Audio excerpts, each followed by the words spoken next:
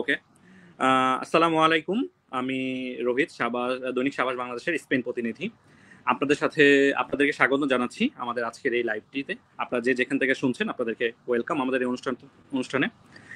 আজকে আমাদের সাথে একজন বিশেষ অতিথি আমাদের এই অনুষ্ঠানে উপস্থিত আছেন। আমাদের ভালিয়ান্তে বাংলা মাদ্রিদ স্পেনের মানবাধিকার আন্দোলনের একজন একনিষ্ঠ কর্মী এবং শ্রদ্ধেয় আমাদের এলাহি সাহেব। তিনি বহু বছর ধরে স্পেনে বসবাস করছেন। সেই সাথে যারা এই দেশে অনিয়মিত অধিবাসী আছে তাদেরকে বিভিন্ন মাধ্যমে তাদের যে ভালিয়ান্তে বাংলা তারা সহযোগিতা করছে। আজকে আমাদের অনুষ্ঠানের প্রধান অতিথি এলাহি সাহেব কিছুক্ষণের মধ্যে আমাদের লাইভে জয়েন করবে। আজকে আমরা তার থেকে জেনে নিব রিসেন্টলি একটা আইন নিয়ে আমাদের স্পেনে কানাঘুষা চলছে, যেটার আসলে বিষয়টা সরিয়েছে এলাহি সাহেবের মাধ্যমে। তিনি একদিন লাইভে এসে বললেন যে স্পেনের যে গভর্নমেন্ট তারা সাধারণ ক্ষমা ঘোষণা করেছেন এবং সেই সাথে তারা ঘোষণা করেছেন যে একটা নির্দিষ্ট সময়ের আগে যারা স্পেনে প্রবেশ করেছে এবং তাদের প্রবেশ করার পর স্পেনে বসবাস করার যথাযথ ডকুমেন্ট আছে তারা সেই সময়ে যদি আবেদন করে তাহলে গভর্নমেন্ট সবাইকেই আবেদন মঞ্জুর করে তাদেরকে এখানকে স্থায়ীভাবে নিয়মিত হওয়ার ব্যবস্থা করে দিবেন। সেখানে একটা বিষয় আছে, সেটা হলো কন্ট্রাক্টের সহিত এবং কন্ট্রাক্ট ব্যতীত। তো আজকে আমরা টোটাল বিষয়টা নিয়ে আলোচনা করব এবং সেই সাথে আমাদের যে প্রশ্নগুলো আছে সেগুলো আমরা এলাহি সাহেবের মাধ্যমে জেনে নিব।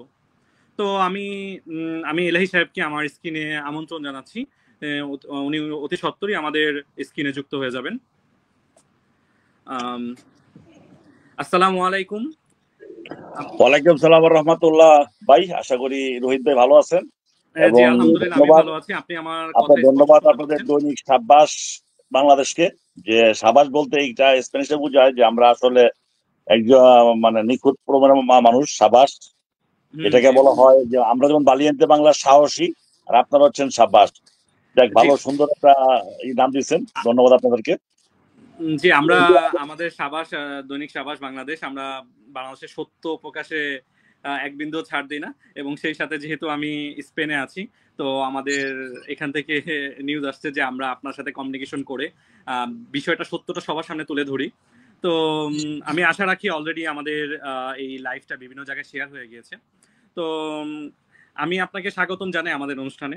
আপনাকে আমি অসংখ্য ধন্যবাদ জানাই। আপনাকেও ধন্যবাদ আমাকে আপনাদের পেজে লাইভে আনার জন্য।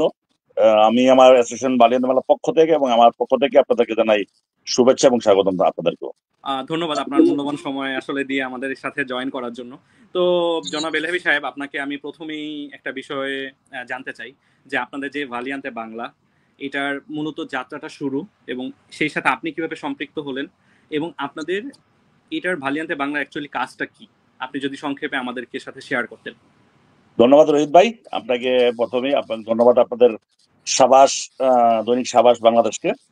আসলে আমি ইউরোপে আসার পরে আমি 12টা দেশ ঘোরার পরে আমাদের চারদিকের অবস্থা দেখে আমার খুব খারাপ লাগে। তখন আমি স্পেনে আসার পরে আমি এখানকার 2005 সালে যে ডিক্লারেশনের কাগজ পাই, যে সাধারণ ক্ষমতা ছিল, যে লাস্টে চাপাতর গভর্নমেন্ট ছিল তখন এই কাগজটা পাওয়ার পরে আমি এই দেশের সোশ্যাল ওয়ার্ক থেকে নেমে যাই। তখন আমি বিভিন্ন কোর্স করি এই দেশের হিউম্যান রাইটস এর, এবং কোর্স করে এরই মধ্যে আমি 2006 সালে স্পেনের যে লাভাপিয়াসের এরিয়াতে আমি একজন মহিলার আমি একটা অ্যাসোসিয়েশনের মাধ্যমে আমরা নির্বাচন করি।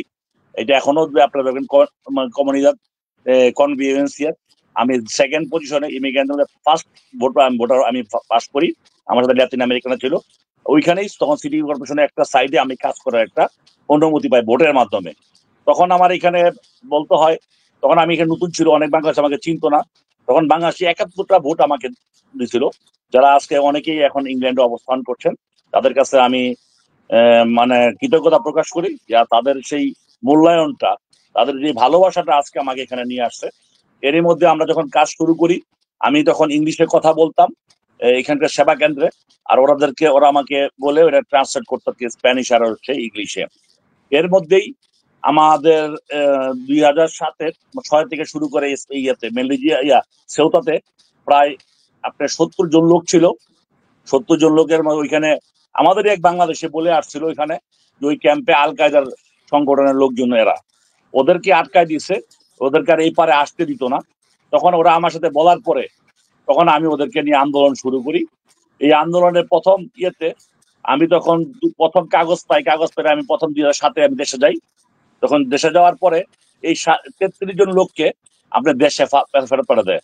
তখন এই সময় এখানে বাংলাদেশের সভাপতি ছিলেন আমাদের লিয়াকত ভাই, আর বিপ্লব ভাই ছিলেন সাধারণ সম্পাদক বাংলাদেশের সভাপতি। তারা স্পেনীয়দেরকে কোনো সার্বিক সহযোগিতা না করাতে এই 33 জন লোক বাংলাদেশি ভাইরা বাংলাদেশে চলে যায়। চলে যাওয়ার পরে আমার খুব খারাপ লাগে। তখন আমি আবার দেশ থেকে আসার পরে এই 37 জন লোক আমার সাথে যোগাযোগ করে, যোগাযোগ করার পরে আমি তাদেরকে নিয়ে আন্দোলন করে স্প্যানিশ একটা ফেরোকাইল ক্লান্ডেস্টিনো একটা সংগঠন, এনজিও, তাদেরকে নিয়ে কাজ করে আমি সফলতার ভাবে তাদেরকে 37 জনকে কাগজ দিয়ে আনতে সক্ষম হই। যেটা তখন ওই মুহূর্তে আমাদের স্প্যানিশে এখনো তারা আছে, স্প্যানিশরা আমাদের বাংলাদেশের অ্যাসোসিয়েশন তখন বলছিল কন্ট্রাক্ট চাইছিল, সেই কন্ট্রাক্টের বিনিময়ে টাকা চাইছিল। তখন আল্লাহর অশেষ রহমত ছিল স্পেশাল থাকার কারণে যে আমরা ফ্রি কন্ট্রাক্ট হিসাবে তাদেরকে আমরা এই লোকগুলোকে আমরা আনতে পারছিলাম আপনার ইয়ে থেকে, সোতা ক্যাম্প থেকে। ওরা যখন আসে তখন ওরা আসার পরে ওরা আমাকে মানে ইয়ে করে আগ্রহ সৃষ্টি করে যে ভাই আমরা একটা সংগঠন বানাতে চাই। কারণ যেহেতু আমরা বাংলাদেশের কোনো মানে সহযোগিতা পাই নাই, তাহলে আমাকে আমাদের একটা সংগঠন তৈরি করবো। তখন এই সংগঠনটা তখন বলা হয় ঠিক আছে কি সংগঠন করব। তখন আমাদের স্প্যানিশরা নিয়ে নাম বসানো হয়। তখন যেহেতু এরা 37 জন সাহসী বাংলা হিসাবে, কারণ তারা প্রত্যেকটাই 37 জন ছিল লড়াকু, কারণ এমবেসি গেছিল আপনার ক্যাম্পে তাদেরকে ধরে পাঠাই দেওয়ার জন্য। তারা তখন ওই ক্যাম্প থেকে বেরোয় পাহাড়ের উপরে 3.5 মাস যাবত ছিল, বৃষ্টি রোদ বৃষ্টি ঝড় এগুলো নিয়ে তারা তাঁবুটা নিয়ে ওই পাহাড়ের উপরে ছিল। ওই পাহাড়ের উপর থাকার পরে তাদেরকে আল্লাহর অশেষ রহমতে এবং এদেশের বিভিন্ন এনজিও সংগঠনের সদস্যদের সহায়তায় আমরা এই দেশের সরকার ছিল তখন, রুবেন কালবাও মারা গেছেন, পাঁচশো সোশ্যালিস্টের লোক, ওনার মাধ্যমে আমরা 37 জন লোককেই আমরা এখানে কন্ট্রাক্ট হিসাবে কন্ট্রাক্ট ছাড়া হিসাবে আমরা আনি। আনার পরে তখন তাদের যে একটা ইয়ে ছিল যে আমরা কিছু করতে চাই, তখনই তারা এই সংগঠন তৈরি করে। এবং সেই হিসাবে আমি ছিলাম প্রতিষ্ঠাতা সভাপতি এবং স্প্যানিশটা আমাদের 4 জন স্প্যানিশ ছিল, দেবরা আবিলা, মারিও পান্সের আপনার এক্স মানে মানে কমিশনার, এরপরে হচ্ছে আরেকজন ছিল আমার বেন্নাপ। এই 4 জন আমাদের সাথে সমন্বয়ে একটা সংগঠনের নাম করা হয় বালিয়েন্তে, মানে প্রত্যেকজনই সাহসী বাংলা হিসাবে, এই জন্য সাহসী বাংলা হিসাবে এই সংগঠনের দাঁড় করা হয় 2007 শেষের দিকে। এবং এই সংগঠনের প্রতিষ্ঠাতা সেক্রেটারি ছিলেন বর্তমান মাদ্রিদের বাংলাদেশের সাধারণ সম্পাদক মুরাদ মজুমদার। তারা আমাকে বিভিন্নভাবে উৎসাহিত করেন, বলেন ভাই আমাদের এগিয়ে চলতে হবে, কিছু করতে হবে, তখন এই সংগঠন দাঁড় করাই। এবং আর আমি 2006 আমি ইয়ে করি, 2006 থেকে আমি এখানে মাদ্রিদে ঈদের নামাজের আমি আদায়ের ব্যবস্থা করতে পারি। আমি তখন একটা অফিসে মানে কাজ করি, ঈদের নামাজের ব্যবস্থা করি মাঠের মধ্যে। তখন থেকে শুরু হয়। এরপর থেকে আমরা বাংলার পক্ষ থেকে আনতেছিলাম। এই আনার পরে পরিপ্রেক্ষিতে যে আজকে ভালিয়েন্তে বাংলা এই সংগঠনটা একটা মাদ্রিদে আইডল হিসাবে একটা ব্র্যান্ড হিসাবে তৈরি করতে সক্ষম হয়েছি।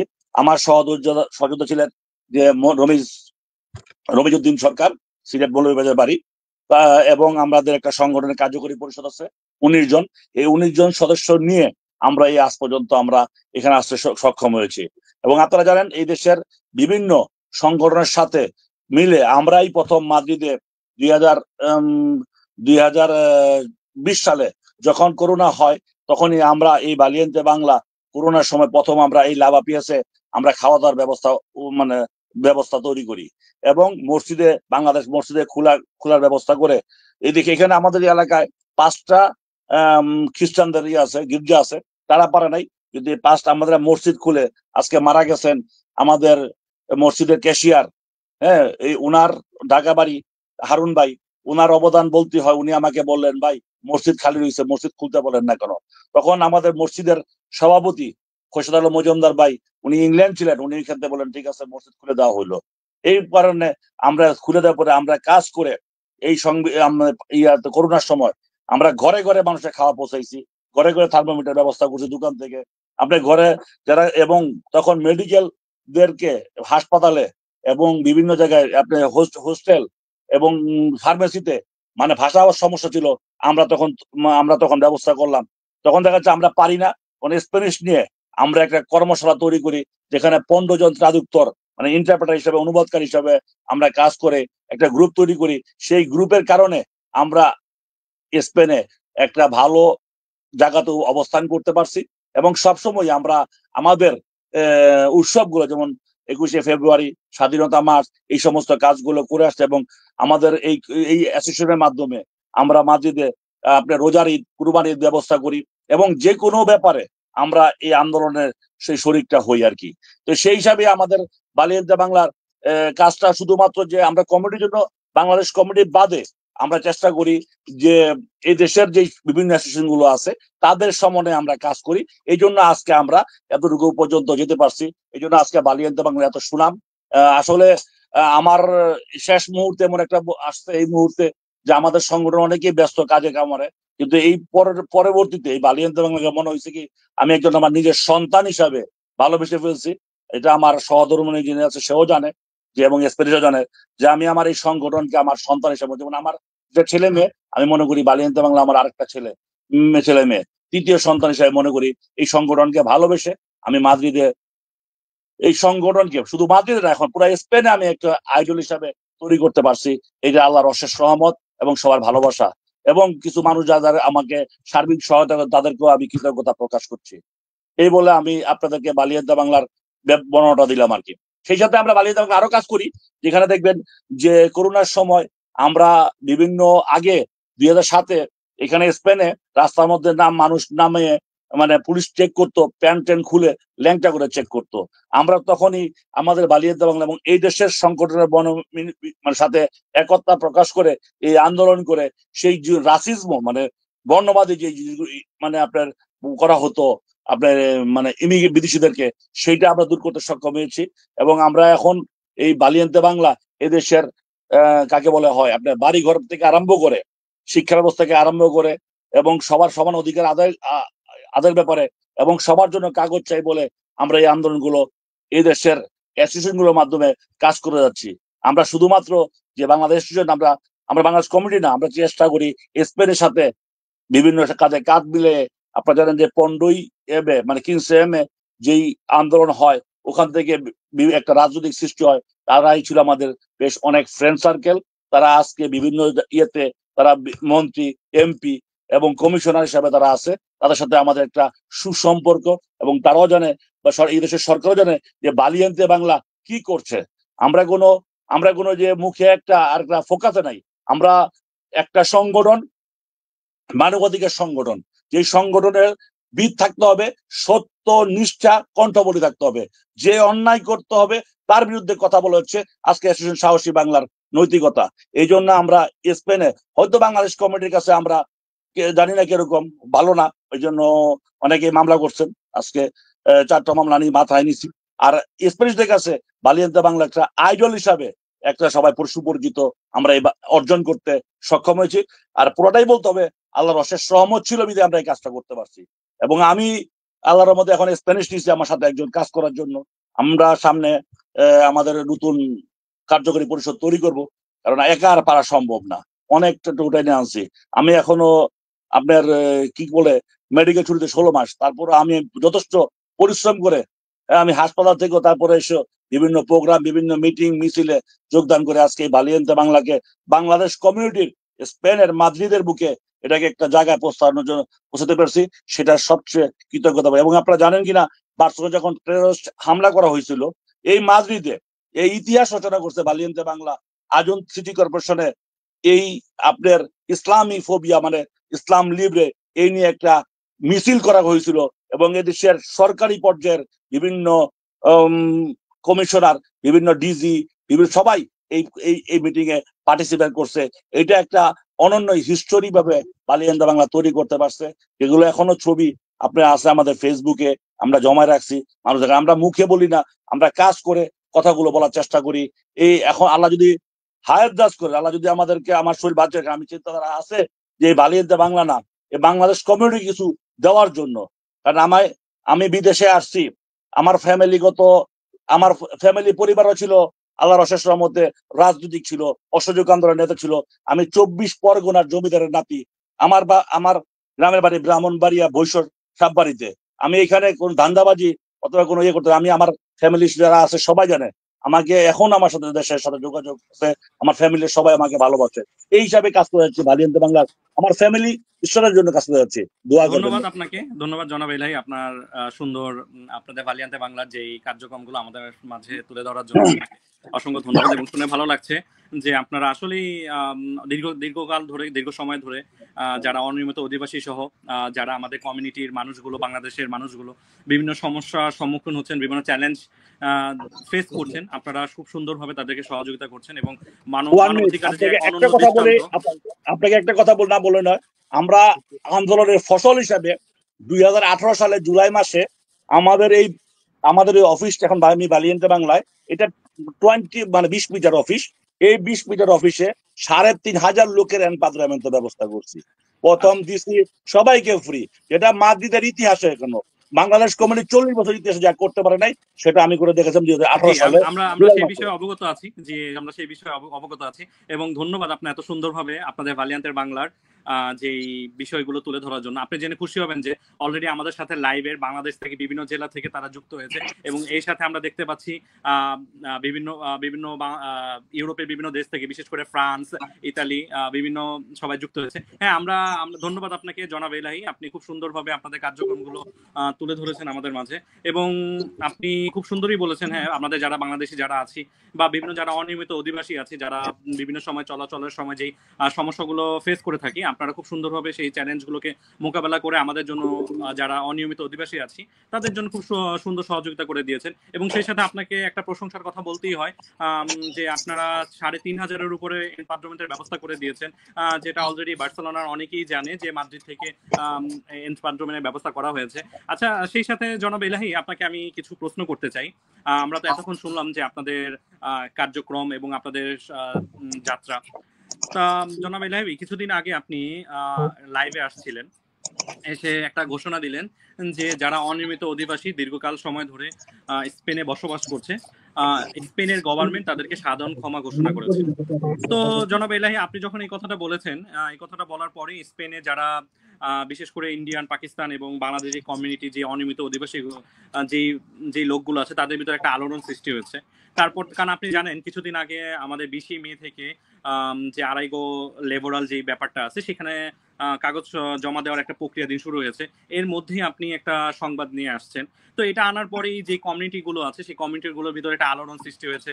এটার আলোচনা সমালোচনা অলরেডি আপনিও জানেন, এই ব্যাপারে ব্যাপক আলোচনা সমালোচনা হচ্ছে, যেহেতু বিষয়টা আপনার মাধ্যমে স্প্লিট হয়েছে। তো জনাব এলাহি, আপনি কি আমাদেরকে এই ব্যাপারে একটু অল্প বিস্তর ধারণা দিবেন যে অ্যাকচুয়ালি আসলে গভর্নমেন্ট করতে চাচ্ছেটা কি? তারপরে আমি বিভিন্ন ধাপে ধাপে আপনাকে প্রশ্নগুলো করছি, আপনি খুব অল্প সময়ের মধ্যে এই ব্যাপারটা আমাদেরকে না, এটা একটু অবশ্যই ধন্যবাদ রোহিত ভাই।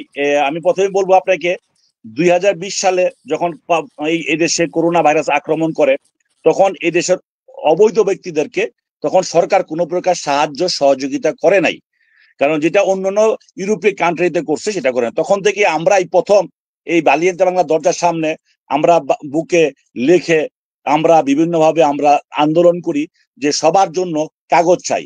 এই জিনিসটা এই স্পেনের বিভিন্ন সংগঠনের চোখে পড়ছে, যা এটা কি করা যায়। তখন থেকে আমরা বলতাম পাপেলেস পারা todos y todos sin papeles, ningún ser humano es ilegal, মানে কোনো লোকেই অবৈধ না, সবার জন্য কাগজ চাই, না সবাই অবৈধ হইতে হবে। এই স্লোগান নিয়ে যখন আমরা অগ্রসর হই, তখন স্পেনের বিভিন্ন সংগঠনগুলো একসাথে, যেটাকে সুন্দর প্রস্তাব যে হ্যাঁ, স্পেনে তো মানবাধিকার দেশ, তাহলে কেন এই অবৈধ ভাইদেরকে স্পেনের সরকার ইয়ে করলো না। তখনই বিভিন্ন সংগঠন এক হইতে থাকে, এক হওয়ার এমন একটা পর্যায়ে গিয়ে থাকে যেটা 991টা সংগঠন আমরা এক হই পুরা স্পেনের থেকে, বার্সেলোনাও আছে, পুরা এক হই। এক হওয়ার পরে তখন আমরা বলা হয়, সরকারকে যখন দাবি জানানো হয়, তখন তারা বলে যে একটা স্পেশাল আমরা সাধারণ ক্ষমা চাইছিলাম। যাওয়ার পর তখন সরকার আমাদেরকে 5 লক্ষ সিগনেচারের একটা হিসাব দেয়, যে 5 লক্ষ সিগনেচার তোমরা তুলতে পারো, তাহলে হিউম্যানিটি হিসাবে তোমাদেরকে আমরা চিন্তাধারা করব।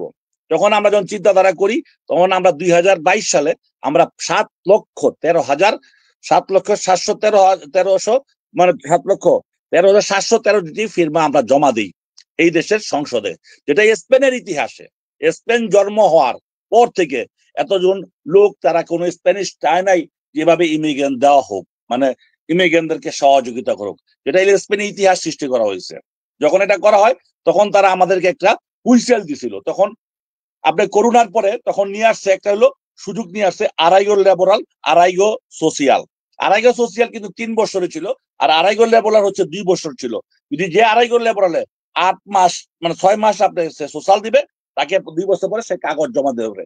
এতে কিন্তু অনেকের কাগজ হয়েছে, আবার অনেকের কাগজ হয় নাই, কারণ এই জিনিসটা এফেক্ট করছে। তখন আমরা চিন্তা করলাম আমরা কাগজ চাই, এই লেপের কাগজ চাই। 2024 সালে 8 এপ্রিল সংসদে ভোটাভুটি হয়, আপনারা দেখে আমার তারিখটা মনে রাখেন, ভোটাভুটি হয়। ওই 8 এপ্রিলে অ্যাপ্রুভ হয় যে এই দেশে এত জন ফিরমা করা সম্ভব হয় নাই, তাহলে তাদেরকে কাগজ দেওয়া হোক। তখন আমরা 2022 যখন জমা দেই, তখন ওইখানে আপনার ছিল 21শে নভেম্বর 2000 সালে, 2021 যারা আসবে তারা, তখন আমরা এটাকে আবার চেঞ্জ করে ওইটাকে বলি না, এটাকে তোমরা আরো সামনের দিকে নিয়ে আসো। তখন ওটাকে নিয়ে আসে, লাস্ট পর্যায়ে নিয়ে আসে 2023 নভেম্বর পর্যন্ত নিয়ে আসে। যখন আমরা অ্যাপ্রুভ করতে যাই 2024 সালে, যখন আমরা অ্যাপ্রুভ হয়, তখন আমরা এই জিনিসটাকে আমরা বলি না, এটাকে আরো সামনে অগ্রসর করতে হবে। তখন এই 2024 সালের 8 এপ্রিল সংসদে ভোটের মাধ্যমে যখন অ্যাপ্রুভ করা হয়, এটাকে আড়াইগো সোশিয়াল মানে আপনি কি হয়েছে যে ভোট পাস হয়েছে, এখন ডিক্লারেশন। এর মধ্যে সরকার পেদ্রো সানচেজ চালাকি করেন, বলে না ঠিক আছে তাহলে আড়াইগো সোশিয়ালটাকে, যেটা জুলাই মাসে 2024 সালে বলছিল, জুলাই মাসে বলছিল যে আড়াইগো সোশিয়াল 3 বছরটাকে 2 বছর নিয়ে আসবে। তখনও যখন আমরা ইনফরমেশন দেই, তখন এই দেশ আপনারা আমাদের যারা বাংলাদেশি আছেন, সাংবাদিক আছেন, ও এদেশের স্প্যানিশ উকিল আছেন, এদেশের আমাদের কি বলে অনুবাদকারী ভাই আছেন, ওনারা কেউ জিনিসটা বিশ্বাস করে নাই। এটা বাংলাদেশের মসজিদেও বলা হয়েছে যে আপনারা সবাই কেউ ভয়ভীত হয়েন না, পর্তুগাল, কারণ আপনাদের এখানে কাগজ পর্তুগাল চলে যেত। তখন মসজিদে বলার পরে তখন অনেকেই এটাকে অন্যভাবে সেন্টিমেন্টাল হয়েছে। লাস্টে এটা নভেম্বর মাসে 2024 নভেম্বর মাসে অ্যাপ্রুভ হয়েছে আড়াইগো সোশিয়াল, 3 বছরটাকে 2 বছর করা হয়, তাদেরকে 2 বছর দেখাইতে হবে। এরপরে আমরা যেটাকে জমা দিছি, আপনি যদি বলেন আমি এখন কম্পিউটার দেখাইতে পারি, 2024 সালে 25শে নভেম্বরে, 25শে নভেম্বর বলে 31শে সেপ্টেম্বর পর্যন্ত যারা আগে আসছে 2024 তারাই কাগজ পাবে, এই কথা বলা হইলো আমাদেরকে সংসদ থেকে। কিন্তু সংসদে পেদ্রো সানচেজ বিভিন্ন সমস্যা থাকাতে পার্টি সোশ্যালিস্টরা আপনার এটা হয় নাই। এই লাস্ট যে জিনিসটা হয়েছে গত মাসের আগে কথা বলি, আপনারা এদেশে জাতীয় পত্রিকা দেখছেন, মোটামুটি সব ফাইনাল ভোট, ফাইনাল যেটাকে স্যাংশন করা হবে। এমন সময় বার্সেলোনা জুনস উবে এই দুইটা দল তারা নাখোশ করলো না, এভাবে ওপেন মার্কেটে ছাড়া যাবে না। তখন এইখানকার যে স্কিয়ারটা যে সরকারগুলো আছেন, যে সুমার, পদেমোস, এরপর হচ্ছে আপনার এই যে পার্টি সোশ্যালিস্টরা, বিন্দু, এই সমস্ত সংগঠনগুলো জুন ধরে চেষ্টা করছে বোঝানোর জন্য। মোটামুটি এখন একটা আছে, এখন পে উনবে এবং পার্টি পপুলার যদি ভোটটা ফেভারেবল দেয়, জুন যদি ফেভারেবল দেয়, তাহলে আল্লাহর অশেষ রহমতে যারা 31শে মার্চ পর্যন্ত যারা এখানে আসছেন, আমরা লাস্ট মিটিং করে আসছি, ওই মিটিং এ আপনি বলছে 31শে মার্চ 2024 সাল 2025 25 পর্যন্ত দেওয়া হবে এটা। তখন আমরা এখানে বললাম, আমার কাছে সেই কাগজগুলো এখানে আছে, তখন আমরা বললাম যে এটা কিভাবে সম্ভব, আমরা আরো আগে চাই, মানে আরো পিছনে চাই আমরা এই কাজগুলো। তখন আমরা এখানে বলার পরে তখন আমাদেরকে বললো দেখো এইটা একটু অপেক্ষা করতে হবে। কেন অপেক্ষা করতে হবে? যে এইটা কিছু সমস্যা রয়েছে। এখন আপনারা জানেন যে পার্টি সোশ্যালিস্টের গভর্নমেন্ট 2টা মন্ত্রী 6 কোটি টাকা ঘুষ খাওয়ার কারণে তাদেরকে অবসর, এই জন্য একটু প্রেস করে গেছে সরকারের কাছে। তখন আমরা এখানে বলা হয়েছে, এই যে কাগজ এখানে স্পষ্ট আছে, আপনি দেখতে পাচ্ছেন জানি না, যে আমরা এখানে পাদ্রামেন্টের ব্যাপারটা নিয়ে আসছি। আপনারা জানেন যে স্পেনে পাদ্রামেন্ট এখন 2000 টাকা 1500 টাকা বিক্রি করতেছে মানুষে, তাও 1 মাস পরে এটাকে বাঁকা দিয়ে দিচ্ছে। তখন বললাম যে এই হইলে আমরা কেন, তখন তারা বললো 2025-এর 31শে মার্চের মধ্যে যারা কোনো রিসিপ্ট অথবা কোনো ডকুমেন্ট, কোনো সরকারি কাগজ দেখাই দেবে, তাদেরকেই কাগজে জমা দিতে পারবে। তবে একটা প্রশ্ন হচ্ছে এখানে যে কন্ট্রাক্টের ব্যাপারটা আপনারা আছেন, কন্ট্রাক্ট কয়েকটা ধরনের আপনি আসতে পারে সরকার। আমরা আগেও বলছি সিন কন্ডিশন, যেটা স্পেনের ইতিহাসে এরকম ঘটনা হয় নাই নজিরবিহীন। 7,13,000 মানুষ সিগনেচার দিচ্ছে যে আমরা ওপেন ডিক্লারেশন, এটা কেউ চায় না, যেটাকে বলা ইএলএপে, মানে এক্সট্রা অর্ডিনারি আপনার পাপেলেস, মানে সবাইকে স্পেশাল ভাবে কাগজ দেওয়ার জন্য।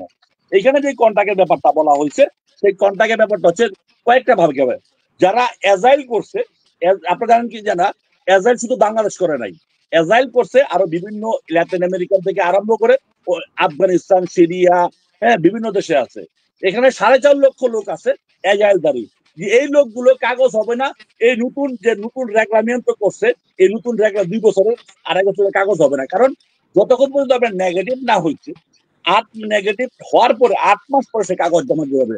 অতএব সরকার দেখতেছে এটা একটা সমস্যা, তাহলে এই সমস্যা সমাধানের বিকল্প উপায় একমাত্র হচ্ছে রেগুলেশন।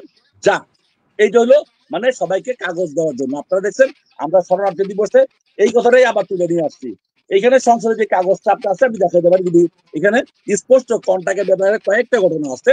যারা আড়াইগোল লেবরেটরি যারা কাজ করছেন 6 মাস 8 মাস এখন পর্যন্ত অনেকের সোশ্যাল চলছে, তারা শুধুমাত্র বিতে লেবর দিয়েই কন্ট্রাক্ট লাগবে না, বিতে লেবর দিয়েই আপনি কাগজ করতে পারবে, কোনো সমস্যা নাই। এখন হচ্ছে কন্ট্রাক্ট সিম কমিশন, যারা মনে করেন কোনো দোকানে কাজ করছে, কোনো বাসায় কাজ করছে, তারাও ইচ্ছা করলে ওই বাসার মালিকের কাগজ দিয়ে ইনফর্মে দিয়ে কাগজ করতে পারবে। তবে আমরা বলছি কোনো কন্ট্রাক্ট না দিয়ে কিভাবে কাগজ পাওয়া যায়। এই কন্ট্রাক্ট গুলো দিলে আপনারা জানেন যে বাচ্চারা 10,000 মাটি তো 6-7 হাজার টাকা বিক্রি শুরু হয়ে গেছে অলরেডি। অনেকে জমা দিচ্ছে 6,000 টাকা করে। আমি এই কন্ট্রাক্টের বিরুদ্ধে। আমি ওই দিনও বলে আসছি সংসদে, আমরা গেছি ওই দিনও আমরা সোশ্যালের সাথে মিটিং করছি, সুমার সাথে মিটিং করছি, ওরা বলছে ঠিক আছে আলাই আমরা দেখি কিভাবে করা যায়। আমরা এই কন্ট্রাক্টের ব্যাপারটাই টেনশনে আছি, কন্ট্রাক্ট কিভাবে হবে। এখন শুনেন, যেহেতু সোশ্যালিস্টের সমস্যায় পড়ছে, এখানে 2টা তারিখ আছে 24, 25, 28 এবং 9 তারিখে। এই 3টা ডেটের মধ্যে সোশ্যালিস্টরা আপনার বলছে যে আমরা চেষ্টা করবো 3টা ডেটের মধ্যে আমরা এটাকে পারমিশন দেওয়ার জন্য, তোলার জন্য। এখন অনেকেই আছেন ভাই, গাছে ফুল ফুটলে সবাই ফুল দেখতে আসবে, গাছে ফল ধরলে সবাই ফল খাইতে আসবে। আমরা কাজে আর মুখে, হ্যাঁ এলাই একলাই গেছে বালিয়াতে বাংলা দৌড়াইছে এবং বিভিন্ন যে পর্যায়ে গেছে। যদি আপনারা দৈনিক সাবাস বাংলাদেশ থেকে যদি চান, আমি আপনাদেরকে সেই ডকুমেন্ট গুলো পাঠাইতে পারি, দেখতে পারেন। এখানে অনেকে উকিল আছে আমার বিট্রে করে, অনেক সাংবাদিক আছে বিট্রে করে, অনেকে অনেক কথা বলে। আমার উপর আল্লাহ আছে, আমি কাউকে ভয় পাই না। আল্লাহ আছে, আমি এই দেশের সরকারের বিরুদ্ধে কথা বলতে। আপনারা দেখছেন এবার কুরবানি ঈদে নামাজ পড়তে নিয়ে সমস্যা হয়েছে, আর জাতীয় পত্রিকায় অলরেডি পাইছে আপনার এটা প্রতিবাদ আসছে আমাকে নিয়ে লেখা, আর এই দেশের কনসাইকেলকে নিয়ে লেখা। আমি এইগুলো এখানে বাংলাদেশের মতো সরকার না তুলে নিয়ে যাবো যে গুম করে ফেলাবো, এই দেশের সরকার না। এখানে জাতীয় ভাবে মৌলিক অধিকার আছে। তবে হ্যাঁ, কাজ করতে পারলে আপনি খুব সুন্দর কথাই বলেছেন। আসলে আমাদের যে প্রশ্নগুলো আমি করতে যাচ্ছিলাম আপনি এর আগে অগ্রিম উত্তর দিয়ে দিয়েছেন, এর জন্য আপনাকে অসংখ্য ধন্যবাদ। জনাব এলাহি, আপনি রিসেন্টলি আপনার ফেসবুক পেজে আমরা একটা লাইভ দেখলাম যে সেখানে বেশ কিছু সোশ্যাল যারা ওয়ার্কার আছে তারা, আপনি দাবি করছেন আপনি পার্লামেন্টের ভিতরে ছিলেন বা পার্লামেন্ট মেম্বাররা সেখানে কথা বলছিল, সেখান থেকে আপনি একটা ছোট 5 মিনিটের মতো একটা লাইভ করেছেন। তো আমরা যতটুকু আপনার বিভিন্ন লাইভের মাধ্যমে জানতে পেরেছি যে আপনি সরকারের অনেক যারা পার্লামেন্ট আছে তাদের সাথে আপনাদের যোগাযোগ আছে এবং আপনারা সরাসরি আপনি অ্যাক্সেস করতে পারেন তাদেরকে, বা আপনাদের যে দাবি দাবাগুলো আছে সেগুলো আপনি সেখানে তুলে ধরতে পারেন। তো জনাব এলাহি, আপনি কাইন্ডলি আমাকে একটু এটা জানাবেন তো, যারা সরকার যে সিদ্ধান্তটা নিয়েছে এবং লাস্ট লাইভে আপনি যেটা বলেছেন যে সেই সিদ্ধান্তের ব্যাপারে রেজাল্টটা আসবে হলো 25, 29 অথবা আগামী মাসের 9 তারিখ। 25, 28 অথবা 9, 25, 28 অথবা 9। আচ্ছা জনাব এলাহি, আপনি কি কাইন্ডলি একটু এই ব্যাপারটাকে আমাদেরকে এনশিওর করবেন যে অ্যাকচুয়ালি কি, কারণ এর আগেও আপনি একবার বলেছিলেন যে 20 তারিখের ভিতরে একটা সিদ্ধান্ত আসতে পারে। তো যেহেতু সরকারের ভিতরে একটা সমস্যা তৈরি হয়েছে যার জন্য এটা সিদ্ধান্তটা আসে নাই, এবং গত লাইভ থেকে আমরা জানতে পারলাম যে এই যে ওপেন ইমিগ্রেশন বা রেগুলাইজেশন যে ব্যাপারটা আছে সেটা নিয়ে সরকার খুব, আপনাদের যে সিগনেচার দেওয়ার পরে সরকার এটা নিয়ে খুব নড়েচড়ে বসেছে। এবং যেহেতু আপনারা সরকারের সাথে অথবা সরকারের যে পার্লামেন্টে যে লোকগুলো আছে তাদের সাথে আপনাদের সরাসরি মানে যোগাযোগের ব্যবস্থা আছে, তো কাইন্ডলি আমাদেরকে একটু জানাবেন যে এই 25, 28 অথবা 29 অথবা 9 তারিখে যে ডেটটা আপনি লাস্ট বলেছেন সেখান থেকে আসলে কি ধরনের সিদ্ধান্ত আসতে পারে, এবং এই সিদ্ধান্তর ব্যাপারে আপনি আসলে কতটুকু পজিটিভ, বা কারণ আপনার কথার উপরে অনেকেই এখনো অপেক্ষা করতেছে, যারা সোশ্যাল লেবারালে যারা অনেকেই কাগজ জমা দেয়নি আপনার এই লাইভটা দেখার পরে, তো তারা আসলে এই ব্যাপারটাকে একটু ক্লিয়ার হতে চায়। অ্যাকচুয়ালি কি এই সময়টার ভিতরেই মানে এই সময়টার ভিতরে কি কোনো রেজাল্ট আসবে, না আমাদেরকে আরো অপেক্ষা করতে হবে? আর যদি অপেক্ষা করতে হয় জনাব এলাহি, আমাদের রেজাল্ট আসলে পজিটিভ আসার পক্ষে আপনি কতটুকু কি যৌক্তিক প্রমাণ অথবা কি ডকুমেন্ট আছে, অথবা নেগেটিভ হলে তখন আপনার বক্তব্য আসলে কি হবে, একটু যদি আমাদেরকে বলতেন। ভাই ধন্যবাদ রোহিত ভাই আপনাকে। কারণ আমরা এখানকার সরকারের সাথে মোটামুটি আমাদের একটা সম্পর্ক আছে, যারা স্পেনের মাঝে থাকেন, যারা বিভিন্ন সময় দেখবেন আমরা এই দেশের সরকারের সাথে ভালো একটা পর্যায়ে বিরাজ মিল মহব্বত সম্পর্ক ভালো আছে। প্রায় সময় আমি যাই বিভিন্ন আগামীকালকেও আমাদেরকে ওয়ালদাত মিনিস্টার আমাকে দাওয়াত করছেন, যেহেতু এখানে সততা ভাবে কাজ করতেছি বিদায় আমার আল্লাহ অশেষ রহমত আল্লাহ আমাকে এতটুকু করতে নিচ্ছেন। এবং বাঙালি ভাইদের যারা আছেন যাদেরকে সহযোগিতা করি তাদেরও দোয়া আছে, এইটা কথা অস্বীকার বলবো না। এবং অনেক ফ্যামিলির দোয়া আছে, তাদেরকে আমি পাশে থাকি বলে হয়তো আল্লাহ রাব্বুল আলামিন আমাকে সেই দান করছেন। তবে হ্যাঁ, এখানে আপনারা জানেন যে বর্তমানে যে পরিস্থিতি, আপনারা যেহেতু বার্সেলোনায় আছেন আপনারা শুনতে পারবেন যে বার্সেলোনায় যে যারা আছেন মানে পার্টি করে যে বর্তমান সরকার অনেক মানে ক্রাইসিসের মধ্যে আছে। আমরা আমরা গতকাল আমার কথা হয়েছে যে বলতেছে যে সরকার হয়তো পতনও হইতে পারে ওই এই 6 কোটি টাকার মানে চুরির দায় আর কি। এটা হইলো সবচেয়ে বড় সমস্যা। তারপরও যে মিনিস্টার সাথে আমাদের আপনার কথা হয়েছে, আমি আপনাদেরকে ছবি পাঠাতে পারি, কারণ ফেসবুকে বলছিল ছবিটা শো না করতে। তো সেই ক্ষেত্রে আমরা চিন্তাধারা করছি যে আমরা বললাম যে কি হইতে পারে, তখন বলছে 25 অথবা 29 তারিখে 28 তারিখে মিটিং আছে, অথবা 9 তারিখে, মানে জুলাই মাসের ভিতরে আমরা একটা খবর পাওয়ার জন্য। তবে আমরা বিভিন্ন সংগঠন যারা আছে যারা কাজ করি, আমরা মোটামুটি একটু না টেনশনে আছি যে সরকার পতন যদি না হয় তাহলে অবশ্যই ইনশাল্লাহ আমাদের কাজ সাকসেসফুল হবে। কারণ এটা হলো আপনারা যে শুনবেন ইননে বারেরা পদেমসে যিনি দায়িত্ব আছেন, এবং ইরেনে মন্তেরো এবং সুমারে জলান্দা দিয়াস যারা আছেন প্রধান স্পেনের ভাইস প্রেসিডেন্ট, এবং এরা মোটামুটি কনফার্মেশন একটা জিনিস আছে কি সরকার বোঝানো হচ্ছে যে যদি এটা করে তাহলে তোমাদের লাভ হবে। আপনারা জানেন যে এই দেশে যারা ভেনেজুয়েলা আছে তারা মানে পার্টির পপুলারকে পছন্দ করে। সরকারের উপরে বলছে তোমরা যদি এই যে করো তাহলে সরকার জনগণ তোমাদেরকে সাপোর্ট করবে, তোমরা বেঁচে যাবা। তো আমরা আশা করি একটা খবর হবে। আপনারা জানেন বার্সেলোনার জুনস আছে, জুন সবসময় চায় স্বাধীনতা বার্সেলোনা থেকে, স্পেন থেকে তারা ছুটার জন্য। এটা একটা খারাপ লক্ষণ। আর পেনুবে আছে, তারাও আমাদের বিদেশিদেরকে পছন্দ করেন না। যদি জুন ঠিক থাকে আগামী 29 তারিখে 25 তারিখে আর 9 তারিখে ইনশাল্লাহ আমাদের ফেভারেবল আসবেই, আল্লাহ যদি সহায়। এবং সবার দোয়া এবং সবার বাপ মার দোয়া থাকে। আমি সবাইকে বলি আমরা হলো উসিলা, আমরা কাজ করি, কিন্তু বাপ মার দোয়া সবচেয়ে বড় ইম্পর্টেন্ট। যদি আব্বা আম্মা দোয়া করে তাহলে এই পথ পার এবং আল্লাহর রহমত থাকলে ইনশাল্লাহ সবার কাগজ হবে। এবং আমাদের দৃঢ় বিশ্বাস স্পেনের 7,13,000 যে সিগনেচার স্প্যানিশে দিচ্ছে এটা বিফলে যাবে না। এটা স্পেনের ইতিহাসে একটা ইতিহাস সৃষ্টি করছে, এই জন্য উন্মুক্ত ভাবে কাগজ সবাইকে দেওয়া হবে। এবং জনাব ইলাহি, আপনি বলতে যাচ্ছেন যদি সরকারের কোনো ধরনের বড় ধরনের দুর্ঘটনা না ঘটে তাহলে আগামী যে 9 তারিখ আছে তার ভিতরে আমরা একটা পজিটিভ অথবা নেগেটিভ যে কোনো একটা রেজাল্টে আমরা সিদ্ধান্ত উপনীত হতে পারবো সরকার থেকে। জনাব ইলাহি, আপনাকে অসংখ্য ধন্যবাদ। আসলে আপনি অনেকদিন ধরেই দীর্ঘ সময় ধরে অভিবাসীদের জন্য কাজ করে যাচ্ছেন। কারণ কিছুদিন আগে লাইভে আপনি নিজেও বলেছিলেন আপনি যখন এখানে এসেছিলেন আপনিও এরকম ওপেন ইমিগ্রেশনের মাধ্যমে এখানে কাগজ জমা দিয়েছিলেন। তো জনাব ইলাহি, আপনার কাছে আমার দ্বিতীয় যে প্রশ্নটা, সবাই যে কথাটা বলে থাকে যে জনাব ইলাহি আপনি একটু আগে বলেছেন যে 31 মার্চ 2025 সালের আগে যারা স্পেনে প্রবেশ করেছে এবং তাদের কাছে ধরেন কোনো ধরনের এনপাদ্রমেন্ট করেছে বা কোনো ধরনের বৈধ ডকুমেন্ট আছে যে সে এখানকার অবস্থান করছে। তো জনাব ইলাহি, আপনি অলরেডি জানেন যে বর্তমানে সারা স্পেন জুড়ে, বিশেষ করে মাদ্রিদ, বার্সেলোনা, অন্যান্য যে যে প্রভিন্স গুলো আছে সেখানে এই 5 জনের একটা বিশাল সংকট এবং সিন্ডিকেট চলতেছে। তো জনাব ইলাহি, যারা 31 মার্চের আগে যারা স্পেনে প্রবেশ করেছে তাদের কাছে যদি 5 জন তারা না করে থাকে, তারা যদি তাদের পাসপোর্ট দিয়ে মোবাইল সিম অথবা দেশে টাকা পাঠায় অথবা ডাক্তার দেখায়, তাদের পাসপোর্ট ব্যবহার করে সেই ডকুমেন্টগুলো তারা যদি সাবমিট করে এই আইন পাস হওয়ার পরে, তাহলে কি এই ডকুমেন্টগুলো তাদেরকে এই দেশে যে তারা 31 ডিসেম্বরের আগে প্রবেশ করেছে এটা কি তাদেরকে উপযুক্ত প্রমাণ করে এই কাগজ করার জন্য? জি, থ্যাংক ইউ রোহিত ভাই, এটা আপনি খুব সুন্দর। এখানে বলা হয়েছে এই জিনিসটা ওপেন আসবে। আপনি যদি এদিকে আসেন, আপনার টিকিট, অ্যাকুরেট টিকিট, দুটো হলো রিসিভ। যদি আপনি ফোন কিনেন, কোনো কিছু কিনেন, মোবাইল কিনেন, যে কোনো রিসিভ মানে বিল কপি, সেটা অবশ্যই তার পাসপোর্ট দিয়ে করতে হবে। জি, পাসপোর্ট দিয়ে করতে হবে। এরপর হচ্ছে স্কুলে ভর্তি, আপনি স্প্যানিশ শিখছেন, স্প্যানিশে শিখতে গেলে পাসপোর্ট আমাদের পাসপোর্ট দিচ্ছেন। অ্যাটেনশন মেডিকেল, মানে আপনি যদি মেডিকেলে যায় থাকেন, মেডিকেলে পাসপোর্টে মেডিকেল দেখাবেন। এই ধরনের যে কোনো ডকুমেন্ট আপনি স্পেনে যে আসছেন যদি দেখাইতে পারেন, আপনি পাদরামেন্ট করলেন, আপনি লাইব্রেরি কার্ড করছেন, মেট্রো কার্ড করছেন, দেশে টাকা ছাড়ছেন, হ্যাঁ, আপনি এইগুলো যদি ডকুমেন্ট দেখাইতে পারেন, সত্য প্রমাণ করতে পারেন। যেমন আপনি জানা নাই, আমি যখন 2005 সালে কাগজ করি আমাকে বলছে যে স্পেনের যে কোনো ডকুমেন্ট যদি আগস্টের 31 আগস্ট 2004 সালে দেখা দেবো তাহলে তোমার কাগজ হবে। তখন আমি ছিলাম লেলিদায়, বাসফোনার কাছে একটা গ্রাম আছে লেলিদায়, আমি ওইখানে স্কুলে ভর্তি ছিলাম। ওই স্কুল সার্টিফিকেট দিয়ে কিন্তু আমার কাগজ হয়েছে, এটা আপনাকে বলতেছি।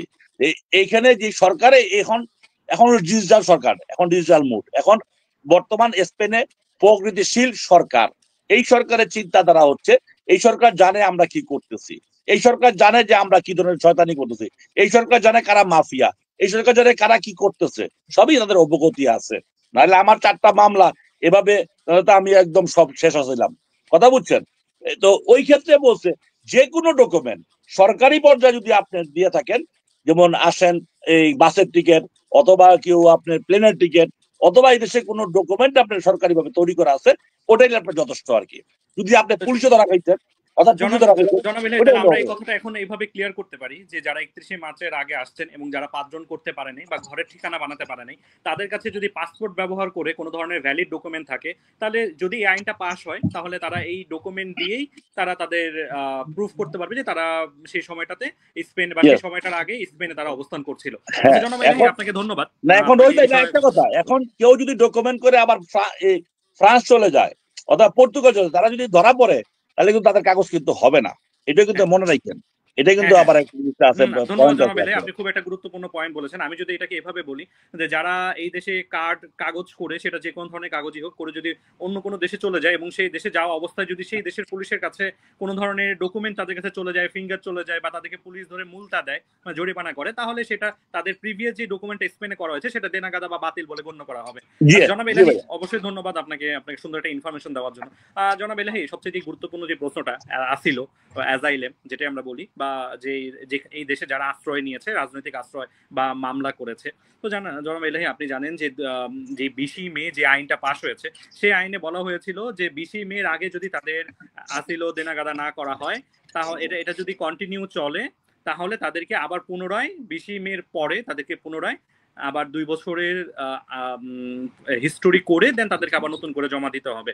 তো জনাব এলহি, যারা আপনি যে আগামী মাসের 9 তারিখে যে আইনটা পাশ হওয়ার ব্যাপারে আপনি কথা বলছেন, সেইখানে যারা আসিল আছে, যাদের আসিল এখনো দেনাগাদা হয় নাই, যাদের কেস এখনো দেনাগাদা হয় নাই, তাদের ব্যাপারে আসলে আপনাদের পদক্ষেপটা কি? কারণ আপনি একটু আগে বলেছেন যে 4.5 লক্ষ মানুষ অলরেডি আসিলোর আন্ডারে আছে এবং যারা এখনো তাদের কন্ট্রাক্ট চলতেছে, আসিলোর আন্ডারে যারা কাজ করতেছে। আগে এরকম একটা নিয়ম ছিল জনাব এলহি, আমার যদি ভুল না হয় আপনি আমাকে একটু কারেকশন করে দিবেন, যে তারা 6টা ট্যাক্স আসিলোর আন্ডারে 6টা ট্যাক্স জমা দেওয়ার পরে তারা কাগজ জমা দিতে পারবে বলে তারা গণ্য হইতো। তো এখন জনাব এলহি এই ব্যাপারটা এখন কি দাঁড়িয়েছে, বা তাদের আসলে আসিল ব্যাপারটা কি? ধন্যবাদ রোহিত ভাই, সুন্দর একটা প্রশ্ন করছেন।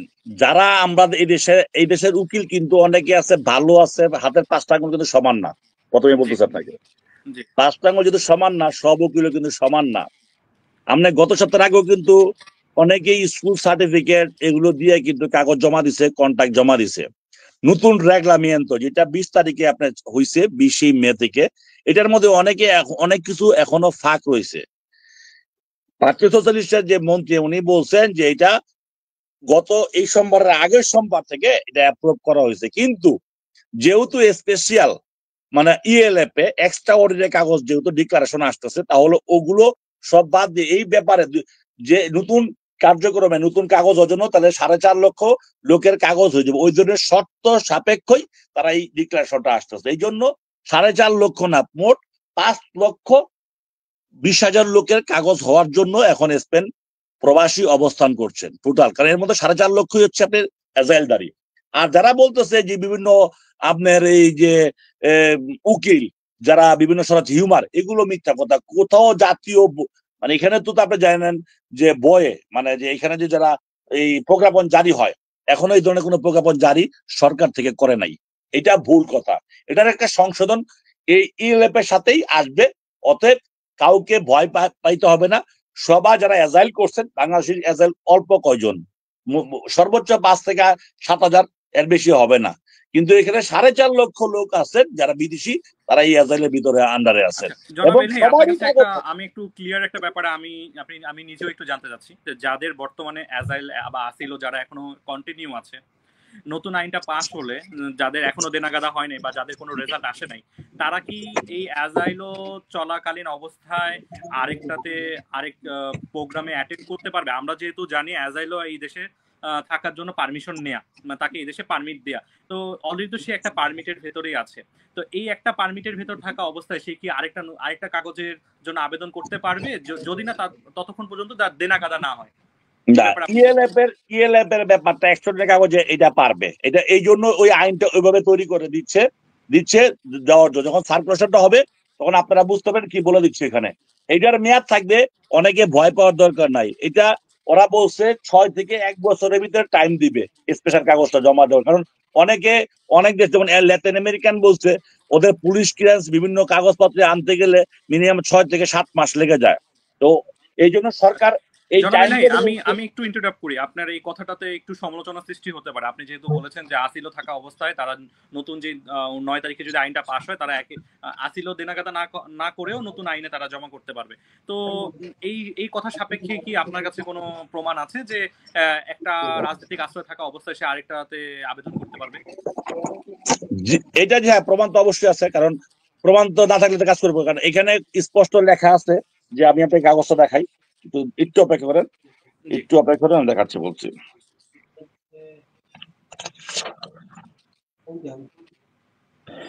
এখানে লেখা আছে যে solicitor de la protección internacional deben poder hacer a la regulación sin recurrir procedimiento de asilo respetan el principio de norma de favorable। যারা আছে, যারা হয়ে গেছে ফেভারেবল, যারা মানে এখন মতো লাইনে আছে, তারাও জমা দিতে পারে, কোনো সমস্যা নাই, কাগজে কোনো সমস্যা নাই। এখন এরপরে 3টা রেসিডেন্সিয়া podría ser provincial durante proceso asilo se hacer reglamento por la administración। এবং আপনি যারা কারখাতার রক্ষক MUBSP এই ধরনের কারখাতা আছে, তারা গিয়ে ওইখানে বলবে যে আমি এটা রেজিস্টার করতে চাই, কারণ আমি নতুন ইয়েতে কাগজ জমা দিব, ওই ব্যবস্থা করে দিবে অফিসিয়াল ভাবে। Se complemento de país excepcional de cuando no se puede aportar pasaporte o certificado penales motivo legal de proceso de protección de internacional। অনেক সময় যারা পুলিশ কেস থেকে আরম্ভ করে পাসপোর্ট থেকে তাদেরকে সময় দেওয়া হবে এগুলো যোগ করার জন্য। এখানে 3টা পয়েন্ট তারা রাখছে সরকারে। এই তার মানে 3টা জনাব পয়েন্ট এলাহি, আপনি বলতে চাচ্ছেন যে যাদের এখনো আসিলও আছে এবং যেটা দেনাখাতা হয় নাই বা কোনো রেজাল্ট আসে নাই, তারা যদি নতুন আইন পাস হয় তাহলে তারা সেই আইনে আসিলও থাকা অবস্থায় তারা কাগজপত্র জমা দিতে পারবে। জি, আমি এখানে আপনাকে 3টা পয়েন্ট আপনার যদি দেখতে পারেন। জনাব এলাহি, আপনার যদি সুবিধা হয়, আমাদের লাইভ শেষ হলে আপনি একটু ডকুমেন্ট গুলো আমাদের এডিটর প্যানেলে দিয়ে দিন। আমরা আগামীকাল এগুলো, যদি আপনার সমস্যা না হয়, তাহলে আমরা এগুলো পাবলিশ করব। এখন ভাইয়া, আমি রোহিত ভাই, এগুলো সিক্রেট কাগজ, হ্যাঁ, আচ্ছা এগুলো এখনো দেওয়ার কোনো পারমিশন আসে নাই। এগুলো শুধুমাত্র অ্যাসোসিয়েশন গুলোতে আসছে, কারণ এই দেশে যে তারা উকিল আছে তাদের কাছে এই কাগজগুলো এখনো যায় নাই। আপনাকে বলতেছি, কারণ এই সিক্রেট ধন্যবাদ আপনাকে। যেহেতু আপনি আমাকে বলছেন অনেক বাঙালি বলতে পারে, হ্যাঁ, আপনি দেওয়ার জন্য, কেন এটা দেওয়াটা ঠিক না আমার অ্যাসোসিয়েশনের জন্য। এটা হলো একটা সিক্রেট ব্যাপার আর কি, বুঝছেন? অনেক এগুলো আলোচনা সিক্রেট আসলে ব্যাপার। আমাদের সাংবাদিকদের কাজই আসলে সিক্রেট ব্যাপারগুলো জনগণের সামনে আপনি তুলে ধরা। ওই দিন যে আমরা গেছি, এই যে আপনি দেখছেন যে আমরা বালিয়াতে বাংলা ওই পেজ, ওই দিন যেদিন আমরা গেলাম ওই ইয়াতে, আমরা কিন্তু ওই ছবি তুলি নাই মন্ত্রীর, কারণ বারণ ছিল যে এটা এখন তুলো না তোমরা, আমরা কিন্তু তুলি নাই। কথা বুঝতে পারছেন? আপনারা দেখছেন যে আমরা 20 তারিখে শরণার্থী দিবস আমরা পালন করে ওটাকে আরো প্রোটেকশন, এবং আপনারা দেখছেন যে আমরা আমাদের ভিডিও লাইভে আমরা সোলে পালন করার পরে আমরা ওই যে আপনার ফিলিস্তিনি ভাইদের জন্য, অনেক ফিলিস্তিনি ভাই বোন এখানে আছে, তাদের সাথে আমরা সহমত করি, তারা তো শরণার্থী। অতএব আমরা ডিক্লারেশন চাই, কাগজ সবার জন্য। আপনার কাছে আরেকটা বিষয় আমার জানা ছিল যে আমরা দীর্ঘ সময় ধরে যারা প্রবাসে বসবাস করছি অনিয়মিত ভাবে, তারা যখন নতুন করে কাগজপত্র জমা দেয়, তাদের বাংলাদেশ থেকে পুলিশ ক্লিয়ারেন্স আনতে হয়। তো আপনি জানেন গত রমজান মাসে আমাদের এই পুলিশ ক্লিয়ারেন্স আনতে গিয়ে অনেকটা সমস্যার সম্মুখীন হয়েছেন। তখন আমাদের যে মাদ্রিদ এম্বাসি বাংলাদেশে যেটা অবস্থিত, তারা তাদের কার্যক্রম বন্ধ করে দিয়েছিলেন। পরে দিয়ে নতুন একটা আইনের মাধ্যমে আমাদের পুলিশ ক্লিয়ারেন্স করে আনতে হয়েছে, যার কারণে এটা দীর্ঘ একটা সময় আমাদের চলে গিয়েছে সেখানে। তো যেহেতু জনাব এলাহি আমরা দীর্ঘ সময় ধরে প্রবাসে বসবাস করছি, পুলিশ ক্লিয়ারেন্সটা মূলত আসলে আমরা অপরাধী কিনা বা আমাদের কোনো অপরাধ সংঘটিত হয়েছে কিনা এই সময়টুকুর ভিতরে সেটা আসলে প্রমাণ করার জন্যই মূলত এটা। তো জনাব এলাহি, আসলে এই ব্যাপারটাকে কোনোভাবে কি স্কিপ করা যায়? কারণ তাহলে স্কিপ যদি করা যায়, 2 থেকে 3 মাস একটা মানুষের এখান থেকে সেভ হয়ে যাবে। আপনি হয়তো বা জেনে থাকবেন যে পুলিশ ক্লিয়ারেন্স করা এবং স্পেন পর্যন্ত নিয়ে আসতে একটা বিশাল একটা অ্যামাউন্ট খরচ হচ্ছে। তো জনাব এলাহি, আসলে আমাদের পুলিশ ক্লিয়ারেন্সের এই ব্যাপারটা সরকারের সাথে অথবা আমাদের যারা মাননীয় এখানে যে আছে মাদ্রিদে যে আছেন অ্যাম্বাসিডর, তার সাথে কি কোনোভাবে এই ব্যাপারটা নিয়ে নেগোসিয়েশন করা যায় কিনা, বা জি, আপনাদের তরফ জি, থেকে? আপনাকে ধন্যবাদ। এই কথা পরিপ্রেক্ষিতে আমরা কিন্তু এমবেসিতে প্রথমে বালিয়ান্তে বাংলা চাপ দিয়ে আসছিলাম যে পুলিশ ক্লিয়ারেন্স ওনাদের তুলে নিয়ে আসুক। এই ক্ষেত্রে মুতাসিমুল ভাই এবং ইমাদুল ভাই ওনারা যথেষ্ট পরিমাণ হেল্পফুল, সাহায্য করছেন মানুষকে ইয়ে করার জন্য। এবং আমাদের এখানকার যখন পাসপোর্ট আটকে গেছিল তখন আমাদের মসজিদের ইমাম সাহেব এবং খসরু আলম মজুমদার সাহেব ওনারা উপদেষ্টা মন্ত্রীর সাথে দেখা করেছে, স্বরাষ্ট্র উপদেষ্টার সাথে। এবং আমরা চেষ্টায় আছি, আমি এখনো নতুন অ্যাম্বাসিডার সাহেবের সাথে আমাদের ওই যে কি বর্ষপূর্তি উপলক্ষে দেখা হয়েছে, কিন্তু কোনো মানে এই অবৈধবাদের কথা হয় না। কিন্তু আমরা এখন চিন্তা করছি ওনাকে প্রেশার করার জন্য। ইচ্ছা করলে উনি একটা যে কথাটা বলছে, যেমন অনেকেই পুলিশ ক্লিয়ারেন্স আনছেন, এটা আগে ছিল 1 বছর মেয়াদ। আমি মনে করি একটা লোক কতবার পুলিশ ক্লিয়ারেন্স আনবে? জি হ্যাঁ, ওটা ইচ্ছা করলে এমবেসি পারে এই দেশে পররাষ্ট্র মন্ত্রী আলাপ করে 2 বছর অথবা 5 বছর মেয়াদ। কারণ একজন লোক তো পুলিশকে আনছেই, কেন তার মেয়াদটা 1 বছর চলে যাবে? কারণ স্পেনের গভর্নমেন্টের নিয়ম আছে একটা কাগজে 3 মাস বিরতি থাকতে হবে। আমাদের পুলিশকে যে ব্যাপারটা, এটা একটা সহজ, এটা হলো অনেক কঠিন ব্যাপার। এটা আমরা চিন্তা সামনে যখন মিটিং আছে, আমরা রাষ্ট্রদূত জনাব মাহমুদুর রহমান সাহেবের সাথে আমরা এই কথাটা অবশ্যই বলবো। আমরা প্রেশার ক্রিয়েট করবো যে এই ব্যাপারটাকে উনি পররাষ্ট্র মন্ত্রণালয়তে আলাপ করে অন্তত এটাকে 2 বছর থেকে 3 বছর বাধিত করার জন্য, মানে ভ্যালিড করার জন্য। তাহলে অনেক মানুষ আসলে এটা সাফার করতে হবে না। মানে আমাদের দেশের অনেকেই গেছেন, অ্যাম্বাসিডার দেখা করে আসছেন, অনেকেই ছবি তুলে ব্যস্ত, কিন্তু আসলে লজিক্যালি কোন নিয়মগুলো আমাদের দরকার, পারফেক্টলি কোন নিয়মগুলো দরকার, এগুলো সমাজে বসে সামাজিক ভাবে যদি আমরা করতাম, তাহলে আমাদের বাংলাদেশ স্পেন প্রবাসী এত পিছনে থাকতো না। আপনি আজকে যেই কথা বলছেন পাদরেবেন তো বলেন, আর বাসা ভাড়া বলেন, আজকে বাসা ভাড়া দিয়ে প্রত্যেকজন 500-5,500 টাকা ইনকাম করছে একমাত্র বাংলাদেশ কমিটির ব্যর্থতার জন্য আজকে এই কাজগুলো হচ্ছে।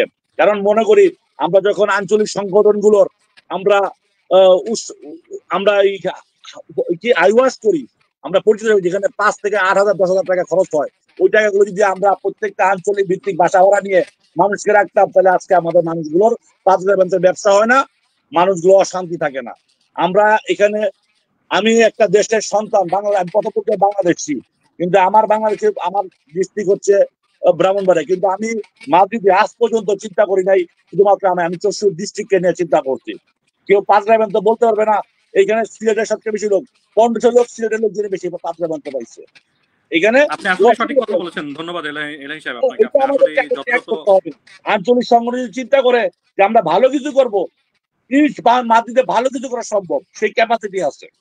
জি অবশ্যই অবশ্যই, আপনি খুব সুন্দর কথা বলেছেন। অবশ্যই এটা আমরা একদম অনুষ্ঠানে আমাদের একদম শেষ পর্যায়ে চলে আসছি আমরা। তো জনাব এলাহি, একদম শেষে আমরা কিছু প্রশ্নের উত্তর নিব। আমরা আমাদের সরাসরি দর্শক যারা দেখছেন অনেকক্ষণ ধরে, তো আমরা আমরা এখনই সরাসরি কিছু প্রশ্নে চলে যাব, তারপরেই আমরা আমাদের অনুষ্ঠানটি আজকের মতো এখানে সমাপ্তি ঘোষণা করব। আপনাকে অসংখ্য ধন্যবাদ।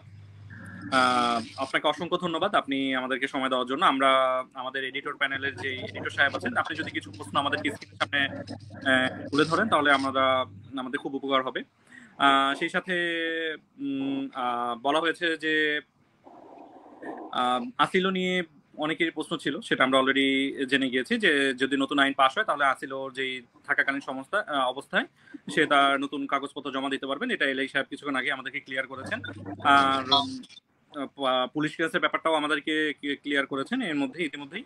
আর এই সাথে আরেকটা গুরুত্বপূর্ণ খুব বিষয় ছিল, সেটা হলো যে এই প্রশ্নগুলো অলরেডি আমার চোখের সামনে পড়েছে, আমি এই জন্যই করছি, এবং সেই সাথে উত্তরগুলো আমাদের জানা আছে যে কেউ যদি একটা নির্দিষ্ট সময়ের আগে, যেদিন থেকে সরকার ঘোষণা করবে তার আগে যদি স্পেনে প্রবেশ করে এবং সে যদি 5 জন করতে না পারে এবং সে অবস্থায় যদি তার কাছে তার পাসপোর্ট দিয়ে অন্য কোনো ভ্যালিড ডকুমেন্ট সে প্রুফ করতে পারে, তাহলে সে সেই নতুন আইন যদি পাস হয় তাহলে সেই নতুন আইন অনুযায়ী সে তার পেপার জমা করতে পারবে। আমি কি ঠিক বলছি এলাই সাহেব?